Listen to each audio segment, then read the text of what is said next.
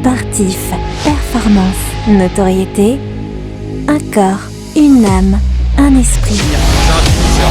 Il finit les actions. Exactement.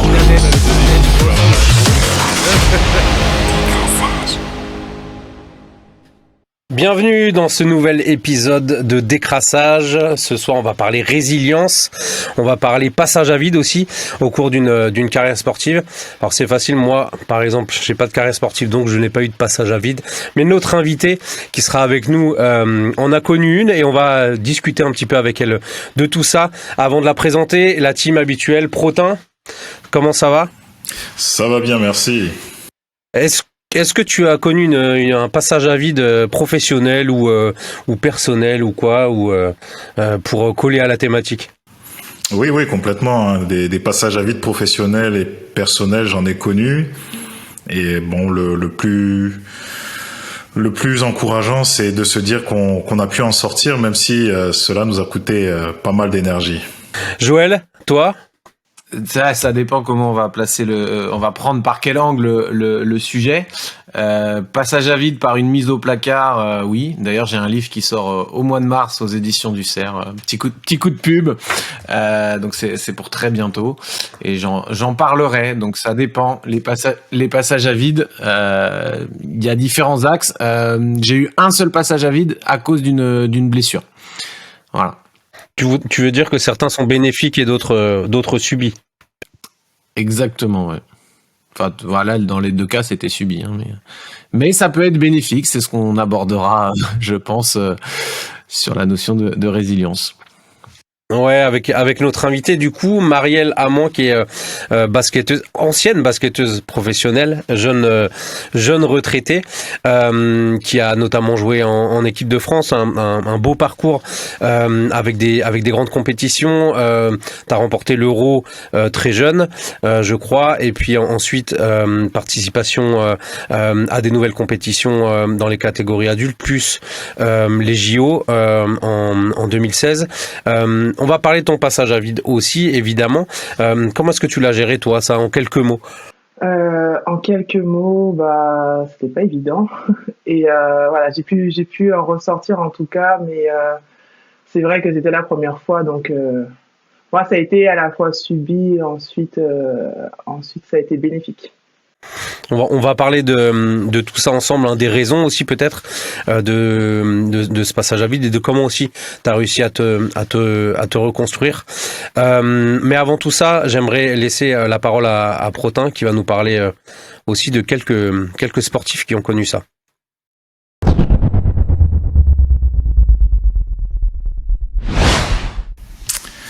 Merci Jérémy. Alors oui, je vais évoquer le parcours de 4 athlètes notamment. Et ce qu'il faut savoir, c'est que le parcours d'un athlète est fait d'émotions diverses et variées. Et le fait d'être souvent dans la lumière cache également une carrière qui n'est pas forcément linéaire. On n'a jamais dit que les carrières étaient linéaires. Et on évoque bien souvent les hauts d'une carrière, mais peu les bas. Ou bien quand on les évoque, les bas, on les évoque avec une certaine cruauté parfois. Les athlètes vivent des cycles au même titre qu'une personne lambda. Et la seule différence se trouve que les athlètes bénéficient d'une vitrine médiatique qui peut les arranger ou les détruire parfois. Et donc, les 4 exemples de sportifs français dont je vais vous parler vont un peu symboliser tout ça. Je vais commencer par Marc Sessillon, qui est un ancien rugbyman international du 15 de France et légende du CS Bourgoin-Jallieu des années 80 et 90. Ce joueur a rythmé sa carrière entre un don exceptionnel en tant que 3e ligne et son addiction à l'alcool. Et au fur et à mesure que sa carrière avançait, la dépression prit sa place et elle mena malheureusement au tragique assassinat de son épouse en 2004, soit 5 ans après la fin de sa carrière. On peut également aussi parler de Sébastien Piocel, que beaucoup connaissent en tant que consultant aujourd'hui, et qui était un ancien international espoir français et joueur du FC Nantes à la fin des années 90 et au début des années 2000. Et donc après des débuts très prometteurs avec les Canaries, où l'on annonçait qu'il était le futur Didier Deschamps, il n'a pas su confirmer son statut suite à de nombreuses blessures et a fini dans un relatif anonymat en Italie notamment. Il y a également le jeune Jonathan Jeanne, qui a aujourd'hui 25 ans aujourd'hui, et qui était un basketteur promis à la NBA en raison de sa grande taille, puisqu'il faisait 2,18 m. Et lorsqu'il était au Mans, il a eu l'occasion d'intégrer la draft NBA en 2017, mais on a détecté le syndrome de Marfan, qui est une maladie génétique rare que l'on trouve chez les personnes de grande taille et qui peut dilater l'aorte. Et donc en 2017, il a été recalé de la draft et aujourd'hui il se trouve en National 1 malgré les conseils contradictoires des médecins qui lui avaient demandé d'arrêter. Et enfin, je terminerai par Benoît Paire qui joue encore au tennis, qui a un talent indéniable mais qui a un mental extrêmement fragile. Et ce mental-là l'a amené à vivre de nombreuses désillusions et à des attitudes qui ne lui permettent actuellement pas de retrouver le haut niveau qu'il a connu. Donc la linéarité d'un parcours d'athlète s'obtient au prix de grands sacrifices et de facteurs aussi difficiles à maîtriser pour l'être humain. Quelles sont donc les causes mettant une carrière en difficulté et est-il possible pour l'athlète de trouver les ressources nécessaires pour s'en sortir ? Vaste programme. On va essayer d'avoir des éléments de réponse avec toi, Maria. Je disais en introduction, du coup, tu avais une carrière justement, en tout cas ascendante, avec beaucoup de compétitions internationales, sélection en équipe de France, donc évidemment en jouant dans des clubs du championnat de France féminin. Et puis il y a ce trou en la saison 2018-2019, qui est encore assez récente, hein, et où tu jouais à Montpellier et où tu tombes à 2,5 de points de moyenne par match en jouant moins de 10 matchs dans la saison. Qu'est-ce qui t'est arrivé à ce moment-là ? Déjà, l'année d'avant, j'avais connu une année un peu compliquée d'un point de vue psychologique, on va dire, et c'était assez difficile pour moi de réentamer donc la sélection avec l'équipe de France. Donc j'avais déjà pris la décision l'été 2017-2018 de ne pas être appelé, en gros, parce que j'avais besoin de souffler tout simplement et parce que je sentais un poids. 2018, donc je pars à Montpellier, contente parce que ma saison 2017-2018 se passe pas très bien. Donc je pars à Montpellier avec donc de nouveaux objectifs. Là, nouvelle équipe, en plus grosse équipe, grosse armada qu'on monte avec Montpellier, avec plus de la moitié des filles, on est en équipe de France, donc vraiment des objectifs, des ambitions vraiment confiantes.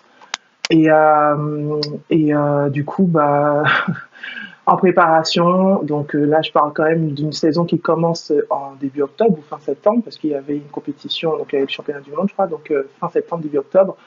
Et je commence en fait la saison, on va dire la préparation, je me blesse.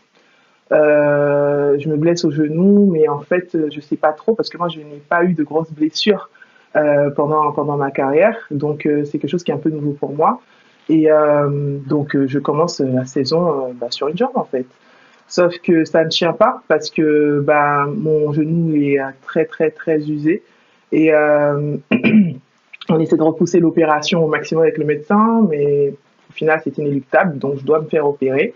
Ma reprise était prévue normalement sur 2 mois et demi et en fait j'ai été 6 mois out en fait. Ça a duré super longtemps. Je n'imaginais pas vivre une saison blanche en fait parce que mon genou a pris 1 mois pour se dégonfler, simplement se dégonfler, avant de commencer la rééducation. Donc c'était tout plein de choses nouvelles que je découvrais et qui m'étaient inconnues et aussi je tombais dans une sorte de routine que je ne connaissais pas, à devoir quand on te dit que quand tu es blessé que tu en fais plus, c'est vrai parce qu'au final tu n'es pas là à rester chez toi et à faire tes soins, non pas du tout, tu dois faire tes soins, enchaîner, venir aux entraînements, assister. Voilà, c'était une routine, en fait, quelque chose qui était très difficile mentalement. T'as tout sans le plaisir de jouer, quoi, sans le plaisir de toutes les contraintes, en fait. C'est ça. Et tu vois aussi l'équipe qui gagne. On a eu des petits problèmes en interne, c'est vrai, mais l'équipe, on avait une grosse armada, comme j'ai dit, et du coup, il y a un succès derrière ça. Enfin, c'était dur. Franchement, c'était dur. Et puis, je me patientais énormément parce que De 2 mois et demi, on me dit que j'allais reprendre, je reprends pas, je perds de la force, ma cuisse devient toute fine, pas de muscles. Et, euh, et le processus de rééducation a été archi douloureux parce que, comme je disais avant, j'avais un genou déjà bien usé. Et du coup, ça fragilisait la reprise et retardait aussi parce qu'il y avait la gestion de la douleur liée avec le fait que je dois quand même passer ces paliers-là. Et tout ça, c'était méconnu. Bon, j'avais le support quand même de mes coéquipières, notamment de Diandra aussi, parce qu'elle était passée par plusieurs phases de blessures comme celle-ci. Mais franchement, c'était pas évident. Donc voilà, et au final, je reprends fin d'année, fin de saison, pendant les playoffs. Donc tout le championnat, je le loupe pendant les playoffs, mais je reprends sous une pression aussi de club parce que les filles, elles ont tiré toute la saison sur leur corps, commencent à avoir des petits bobos, des blessures. Donc Marielle, il faut qu'elle revienne parce que dès que t'es revenu, c'était playoff. Vous étiez en playoff. Ouais. Ouais, d'accord. J'ai repris sur je sais pas si c'est la première ou la deuxième phase de playoff. Il me semble que c'était sur la deuxième phase parce que les formules ont tellement changé, mais je crois que j'ai repris. En tout cas, j'ai pas repris sur le premier match aller, mais j'ai dû reprendre sur la belle. Je crois que c'était sur le match pour vraiment. Ouais, parce que c'est 2-1, c'est ça, c'est le meilleur des. Voilà, le meilleur des trois matchs. Le meilleur des deux matchs. Et au meilleur des trois matchs. Ouais, faut gagner 2 matchs. C'est ça. Et en fait, je reprends, mais avec un genou, comme je dis, un déficit musculaire de 50%. Ce qui est très dangereux, je tiens à préciser, parce que en fait, en gros, je n'ai pas la force pour pouvoir tenir cet effort. Et voilà, je reprends, mais un peu une peur qui me tient dans le ventre, mais bon, j'y vais quand même. J'ai une fois qui me dit, bon, vas-y, tout, et tout. Et en fait, je joue quelques matchs, mais voilà, je sens que ça fait du bien à l'équipe, parce que forcément, ça fait une rotation de plus. Mais à quel prix, quoi? Et du coup, Je précise aussi que tu joues pivot. Oui. Je l'ai pas dit aussi dans l'intro, mais forcément pivot, t'es aussi plus exposé physiquement à des coups. Il y a le combat du rebond. Donc voilà, c'est aussi c'est un poste où t'es beaucoup plus exposé physiquement, quoi. Et c'est ça. Et sachant que moi, j'aimais bien aller justement dans ce contact, notamment défensif. Donc mon jeu est aussi un peu tourné vers ça. Donc c'était un peu aussi compliqué pour moi. Et après ça, en fait, l'autre partie qui était difficile à gérer, c'était la partie de l'après. Parce que dans ma blessure, il y a une saison qui est ensuite à venir. Donc, pour moi, je me retrouve à devoir gérer ma reprise, mais aussi à espérer jouer après, ailleurs. Sauf que l'année, comme je disais juste avant, c'est une saison plutôt mitigée, voire qui était inquiétante pour beaucoup. L'année donc actuelle où je suis blessée. Donc beaucoup de se poser la question de savoir est-ce que Marielle encore à le niveau ou va revenir, est-ce que Marielle donc du coup j'ai comment je peux dire ça, j'ai commencé à m'inquiéter. Aussi les clubs qui me sollicitaient avant, ils sont pas là. Je commence à avoir des propositions de clubs de Ligue 2, donc de deuxième division, chose qui n'était jamais arrivée. On va dire que ça commence à te faire gamberger et à te demander est-ce que c'est la roue qui tourne en fait?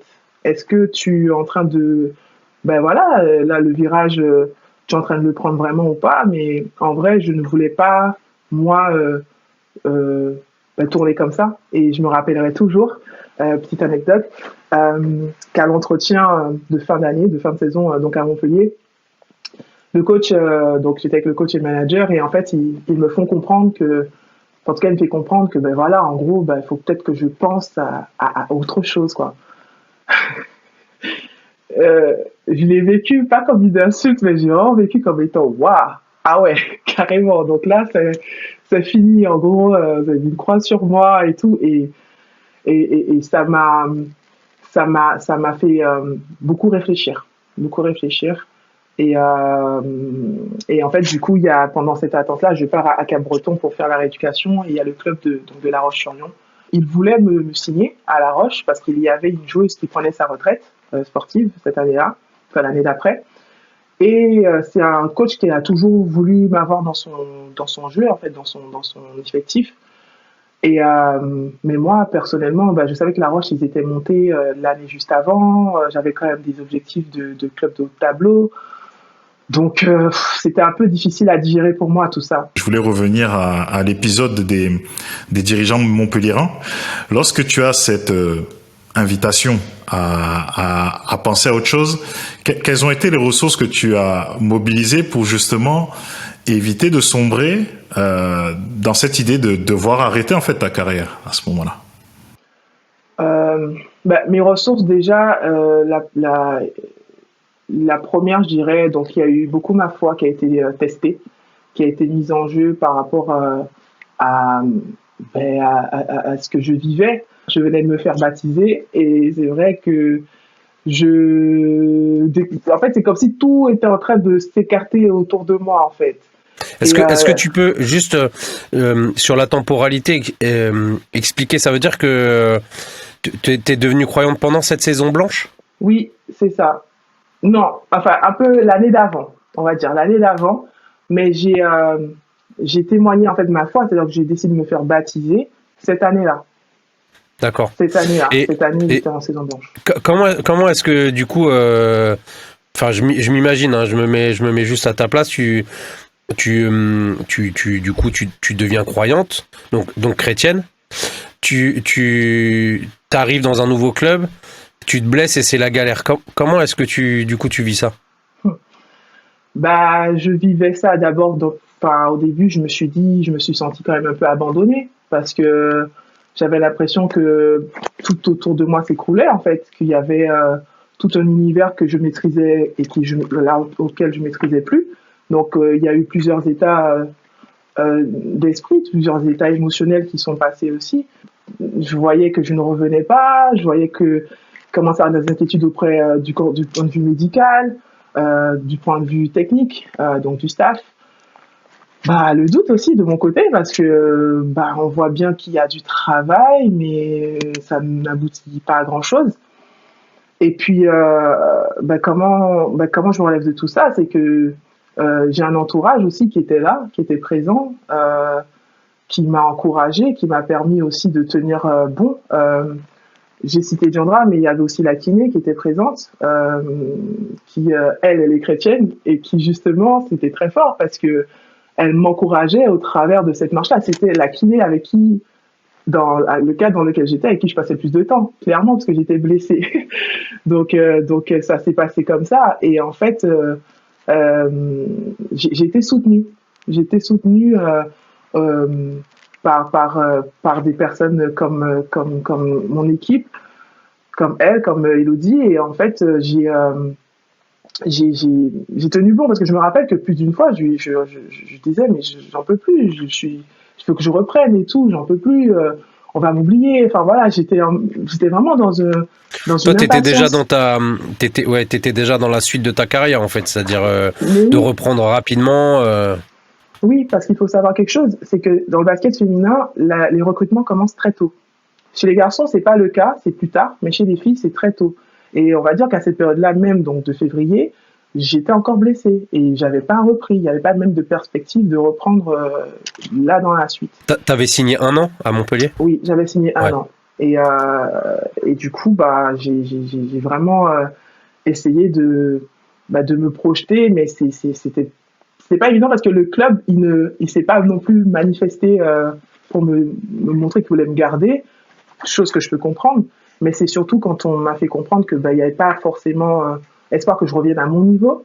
Je pense que là, ça fait vraiment mal. Est-ce que justement cette période-là t'as dégoûté du basket, le fait que t'arrivais à la trentaine à peu près, il y a aussi cette crise peut-être qui peut arriver en tant que personne dans notre développement personnel, et de se dire c'est un monde pourri, je peux être jeté du jour au lendemain. Est-ce que ça t'a chamboulé? Alors, dégoûté du basket, je dirais pas, mais en tout cas, ça m'a fait prendre conscience de la suite pour pas forcément l'année d'après, mais ma reconversion. pour la suite à venir. J'ai vraiment pris conscience en fait du fait que ce sera en tout cas éphémère et que je vais pas rester là longtemps.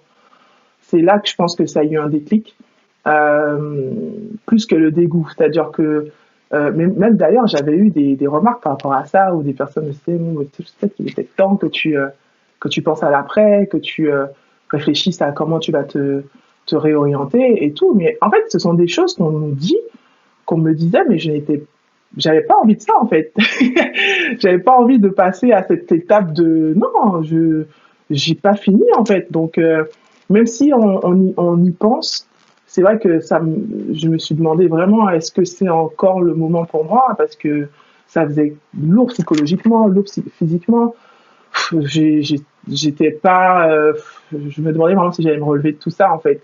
Mais je crois vraiment que c'est ouais, c'est cette résilience, si je peux dire, elle est vraiment venue du point de vue. Donc, c'est vrai qu'il y avait ma foi, mais aussi ce travail que j'ai vraiment voulu mettre en place, dans le sens où je suis partie à l'INSEP pendant 6 semaines avec un préparateur physique qui m'était attitré. Et j'ai bossé avec lui pendant 6 semaines pour récupérer toute ma force physique parce que, en fait, j'avais un déficit qui m'empêchait déjà de pouvoir même me projeter. Et Ça, c'était à quel moment? C'était avant que tu reprennes ou c'était après les playoffs du coup? Ça, c'était juste après les playoffs. C'est-à-dire que juste après les playoffs. Voilà, j'ai fini à Montpellier, je pars à l'INSEP, c'est-à-dire que... Ouais, pour te...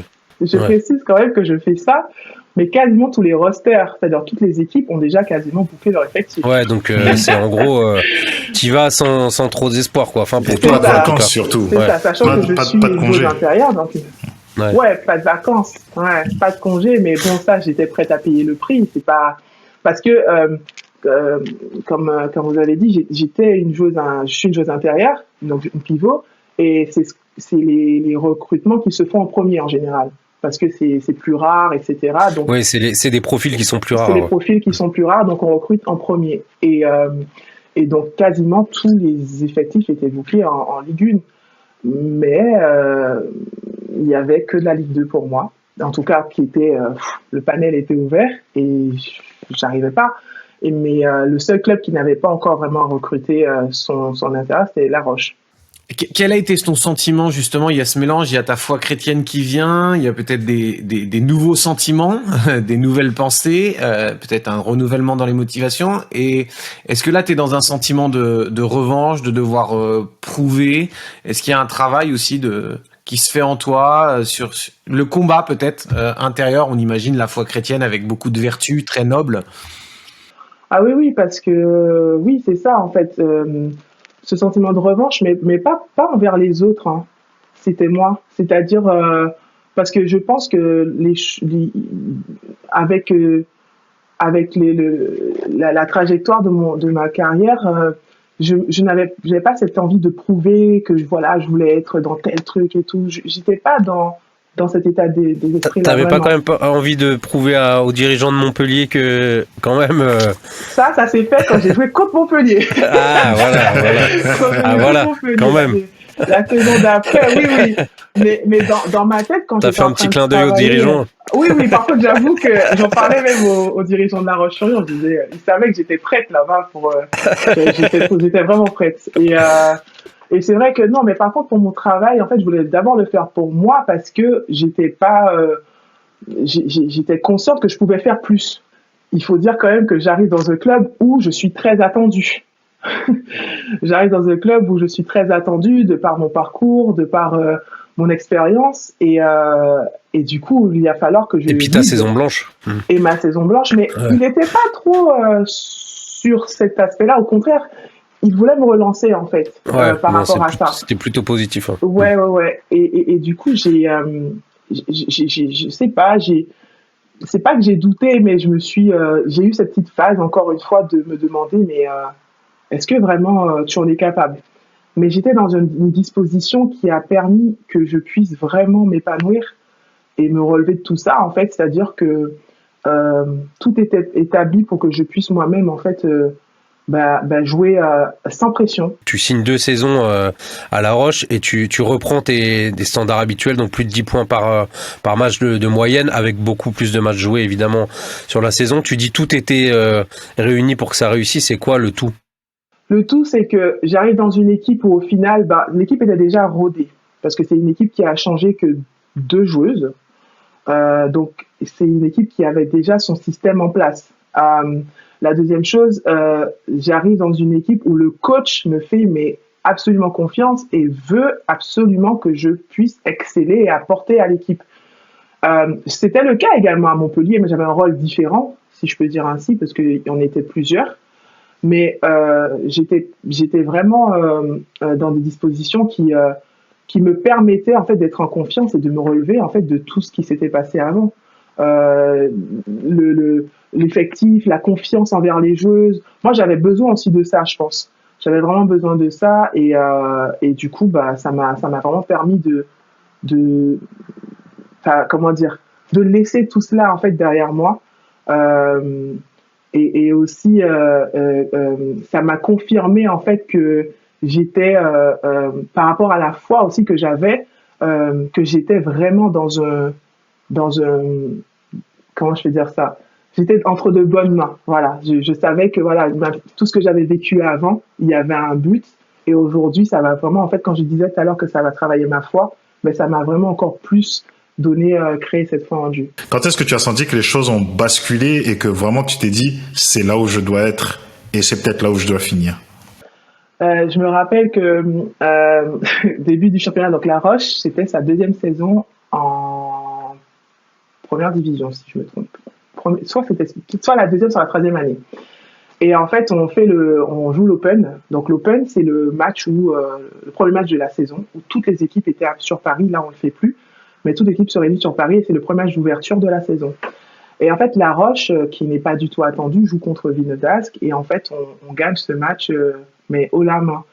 Et je vois, je suis dans une équipe où ça vit en fait, ça vit mais surtout que moi, je prends plaisir. Je prends plaisir dans le jeu, je reprends plaisir, je reprends cette soif de jouer, de performer, d'exceller, voilà, même au niveau donc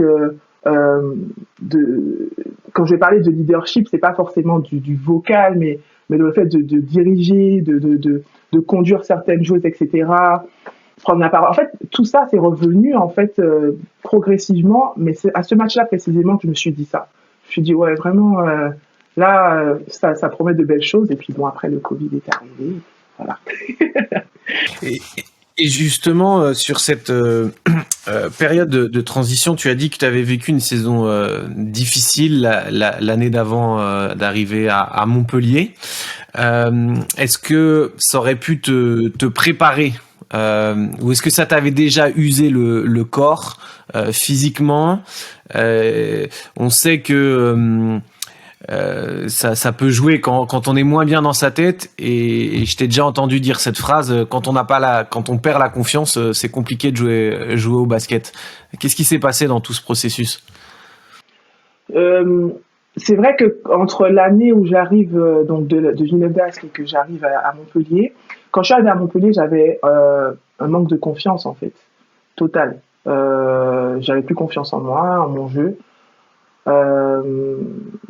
Le processus, il a été progressif parce que je pourrais pas dire vraiment à quel moment j'ai repris confiance en moi de manière précise parce que ça a été un long process en fait. C'est comme si j'ai été dépouillée de plein de facultés que je maîtrisais à devoir tout reconstruire en fait progressivement. Mais ça n'a jamais été linéaire. Voilà, je n'ai jamais pu dire voilà, j'ai dû faire ça pour parvenir enfin à reprendre plaisir. J'ai dû j'ai dû travailler plus. Voilà, j'ai dû prendre quelqu'un par exemple qui me soit attitré pour reprendre, enfin que mon corps déjà soit prêt parce que mon corps n'était plus du tout prêt. Au niveau d'un point de vue mental aussi. J'ai dû me faire accompagner par un préparateur mental aussi. De point de vue spirituel, ma foi aussi a été boostée, multipliée. C'est tout ce processus qui a été imbriqué qui m'a permis après de pouvoir jouer librement et de pouvoir enfin prendre du plaisir dans mon jeu. Hein. Juste le thème justement de l'émission, c'est la résilience, et on voit que tu l'as été résiliente dans cette année. Est-ce que tu penses que c'est le seul facteur qui a fait que tu as pu encore passer 2 belles années en tant que sportif de haut niveau? Non. non, je pense pas. Je pense que forcément ça m'a aidé. En tout cas, il est déterminant. Déjà, il faut commencer par ça. Oui, je pense qu'il a été clairement déterminant et aussi j'ai pu apprendre de moi. Quand on sort de ça, en fait, on se sent capable, je vais pas dire de tout, mais on se sent capable, on se sent plus fort. Ça c'est évident. Et est-ce que ça t'aide pour ta vie d'après, du coup? Bien sûr. Aujourd'hui, vraiment, oui, vraiment. Franchement, ça joue énormément sur ma façon de voir les choses. C'est-à-dire que on dit souvent que je vois toujours les choses de manière positive et tout. Je vois toujours les choses de mon côté et tout. Mais je pense que ça m'a énormément appris en fait de traverser ce désert, de traverser ce passage à vide, pour qu'aujourd'hui je puisse l'utiliser pour ma personne, mais aussi pour les autres, pour pouvoir donner des tips, des conseils, des orientations, en tout cas par rapport à mon expérience. Et mais c'est sûr que ça a été un facteur qui m'a permis de me relever, de pouvoir ne pas me laisser. C'est vrai que j'aurais pu laisser aussi les autres décider pour moi. Quand on me dit que non, en fait finalement, il faut que tu ailles voir plus bas, ou enfin ça va être compliqué et tout. J'aurais pu laisser ces pensées-là, ces personnes-là, ces paroles m'influencer, mais je pense aussi que se connaître et aussi le fait de savoir ce qu'on veut, ça aide énormément aussi. Il y a un événement qui va être important pour toi, Marielle, puisque tu vas passer dans une émission sur TF1 suite à un documentaire que tu as fait avec Plus que Sportif qui s'appelle Ce n'était pas mental. Et ce n'était pas mental, c'est une phrase de ta part concernant cette période de résilience où justement tu es passé par un problème qui n'était pas mental et tu dis cette phrase: j'ai tout fait, les préparateurs mentaux, la pensée positive, le développement personnel, même les énergéticiens, tout ça, des choses un peu occultes, j'ai tout fait, mais il n'y avait rien qui y faisait. Est-ce que tu dirais que sans ta foi chrétienne, tu n'aurais pas pu être résiliente dans ta carrière? Totalement, vraiment. Je pense que j'ai expérimenté une dimension de ma foi chrétienne à ce moment-là qui m'a confirmé que j'aurais pu tout essayer en fait, et j'avais déjà tout essayé auparavant, hein, justement sur cette saison à Villeneuve. Mais étant passé par là, il y avait la force que j'avais, tout détonnait de ma foi en fait. C'est-à-dire que le fait même de pouvoir m'entraîner, quand je suis partie à l'INSEP, parce que l'INSEP, ça a été un point aussi qui a beaucoup basculé au point de vue physique. Ce point-là, c'est parce que j'avais cette foi de me dire, mais non, mais Dieu ne veut pas ce plan-là pour moi, en fait.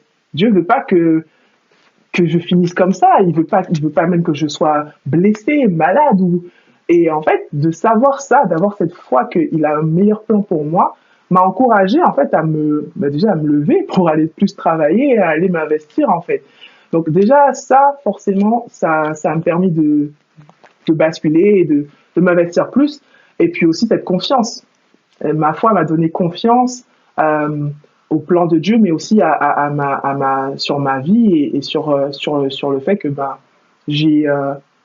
j'ai pas à subir cela et que je dois vraiment me faire confiance plus et faire confiance à Dieu. Donc, je pense que si j'avais pas ma foi et vivre ça, par rapport à tout ce que les gens m'ont dit, ça m'aurait énormément influencé. Ça m'aurait laissé un peu même fait perdre du temps et peut-être, je pense que je serais restée vraiment en arrière. Et qu'est-ce qui fait que finalement, que 2 ans après, alors que peut-être La Roche voulait te signer une 3e année, tu décides finalement d'arrêter, et est-ce que tu arrêtes en paix? Ah oui. Alors, Soulagé, t'as l'air soulagé. Ouais. En fait, qu'est-ce qui fait? C'est vrai que c'est une question, c'est une bonne question, tournée comme ça, parce que je n'ai pas toujours eu tourné comme ça. J'ai souvent eu la question, pourquoi tu as arrêté? Mais qu'est-ce qui fait? C'est que quand je jouais, malgré le fait que j'avais un vrai plaisir à jouer, j'avais cette conviction qu'il y avait autre chose pour moi de meilleur dans mon cœur. Quelque chose où, voilà, pour moi, il était temps de raccrocher cette partie de ma vie qui a été riche, qui m'a apporté énormément de joie, de peine aussi, hein, mais qui m'a fait grandir en tant que joueuse et surtout en tant que femme, qu'il était temps, en fait, de raccrocher cette partie de ma vie et qui m'a encore montré que c'est une étape qui va être utilisée pour plusieurs autres étapes qui m'attendent. Et en fait, j'ai arrêté avec une paix que beaucoup n'ont pas compris. Parce qu'ils se disaient, mais tu peux encore jouer, pourquoi t'arrêtes, t'es jeune, c'est bien là. J'ai dit, ouais, mais en fait, c'est vrai que physiquement, mon genou, il commençait un peu aussi à me montrer des petits signes. Voilà, bien que je serrais les dents, je fermais la bouche et tout, j'essayais vraiment d'être dur là-dessus. Mais j'avais besoin, en fait, j'avais ce besoin de retrouver, en fait, d'aller, en fait, vers cette autre chose qui m'attend, auquel je ne regrette absolument pas. Je crois vraiment, j'ai la ferme conviction que j'ai arrêté au bon moment. Ça a étonné plus d'hommes. Moi, ça me fait sourire parce que, au contraire, tellement que ça étonne, en fait, ça demande à poser des questions. Donc, du coup, j'explique.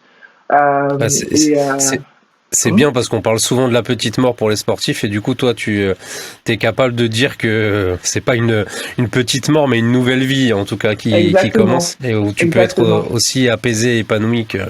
Exactement, j'ai pas connu cette petite mort comme on peut dire, en tout cas je l'ai pas connue tout de suite, j'ai pas connu comme j'ai pu l'entendre, au contraire, mais je pense que c'est une autre forme en fait qui est plutôt partie sur lequel j'ai plus de mal en fait, si je peux dire. C'est plus la partie confort, la partie où on est tellement assisté si je peux dire ainsi, que du coup c'est des redécouvertes en fait, une reconstruction en fait, et c'est ça que moi j'ai plus de mal. Mais cette petite mort... les gens, ils font leur lacet tout seuls, hein, d'accord. Non, mais c'est ça. Oui, c'est vrai, attention, ils sont payés pour ça, attention. Donc voilà. Bon, merci en tout cas pour ce moment. C'est cool aussi de voir par rapport à la chronique de Protin qui était plutôt pessimiste, en tout cas dans les portraits sélectionnés de plusieurs joueurs qui ont pas forcément réussi à se relever, et dont certains avec des conséquences dramatiques.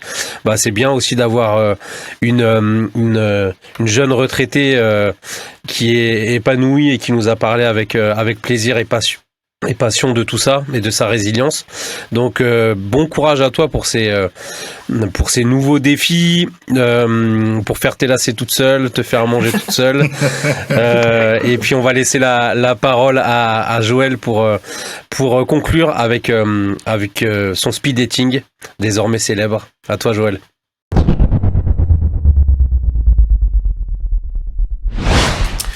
Merci Marielle, merci Jérémy, merci Protin.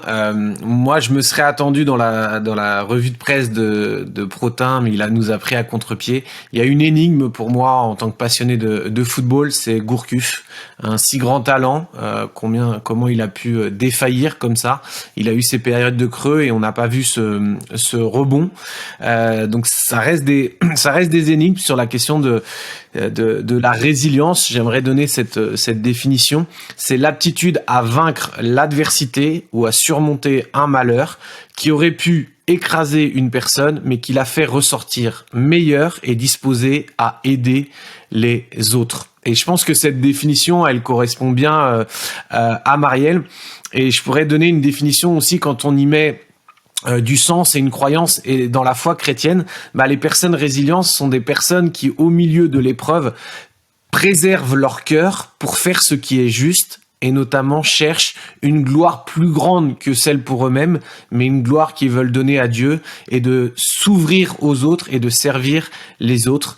Et même quand leur cœur saigne et que les yeux sont baignés de larmes, elles avancent et elles continuent de s'ouvrir aux autres. Et je sais que pour Marielle, il y a eu des moments difficiles et c'est une chance de l'avoir avec nous ce soir. J'aimerais interpeller les auditeurs à la retrouver aussi dans cette émission qui aura lieu sur TF1 où elle va parler des coulisses un peu sombres. On avait déjà fait une émission sur les dangers de l'occultisme. Il y a eu cette partie-là et souvent on veut traiter les choses au niveau que mental et là il se trouvait qu'il y avait une dimension spirituelle et ça fait partie des choses qu'on doit travailler. Des fois il y a des blocages et fait qu'il y a des gens qui repartent pas, il n'y a pas cette résilience parce qu'ils se laissent étouffer par des peurs, par des oppressions qu'ils peuvent avoir. Et moi, ce que j'ai remarqué, si Marielle plusieurs fois a cité son amie Diandra, qui a joué en équipe de France et qui elle aussi vient de prendre sa carrière et s'est reconvertie comme chroniqueuse pour Canal+. Ça serait un autre thème à aborder avec Marielle et avec Diandra sur la reconversion. Il y aurait beaucoup de choses que Marielle aussi a partagées, mais on va rester quand même focus sur notre notion de résilience. Ce que je veux vous dire, c'est que dans mon rôle d'aumônier, d'accompagnateur spirituel, j'ai rencontré beaucoup de basketteurs qui m'ont parlé de Marielle et qui m'ont dit « si tu savais les bons conseils qu'elle m'a donnés ». Et ce qui me touche avec Marielle, c'est qu'elle a su servir les autres et vous rencontrerez plein de gens, si vous avez l'occasion, qui vous diront combien elle est bonne conseillère et elle a su redonner parce qu'elle-même a profité des conseils de Diandra, de sa kiné. Pour moi, les kinés font un travail extraordinaire. Ils sont les petites mains, ils sont les oreilles attentives, ils sont ces aumôniers en puissance. Donc, cette kiné soit bénie dans ce rôle et l'importance qui a été fait. Mais voilà, quand on passe par des épreuves, mon encouragement, c'est de dire, ce n'est pas pour nous-mêmes. C'est aussi pour aider d'autres. Soyons dans la transmission sans rien imposer, mais avec notre vécu, avec notre humilité et l'humilité qui caractérise Marielle. Elle a pu aider beaucoup de sportives et elle en aidera encore d'autres, j'en suis convaincu. Alors vous aussi, si vous êtes passé par des moments difficiles et vous passez par des moments difficiles, continuez à avancer, continuez d'apprendre et de voir comment ces moments vont vous aider à aider d'autres personnes. Merci pour votre attention et une bonne soirée à chacun. Merci beaucoup Joël, merci à tous les auditeurs d'avoir été résilients et d'avoir écouté jusqu'au bout. Merci à toi Marielle pour ton temps et ta bonne humeur. Merci Pro pour ces chroniques toujours aussi précises. On vous donne rendez-vous comme d'habitude dans 15 jours avec un nouveau sujet toujours aussi intéressant, des invités tout aussi intéressants, bref, tout un programme et plein de belles choses à vivre. Salut à tous, à bientôt. Bonne retraite à toi Marielle. Ciao. Salut.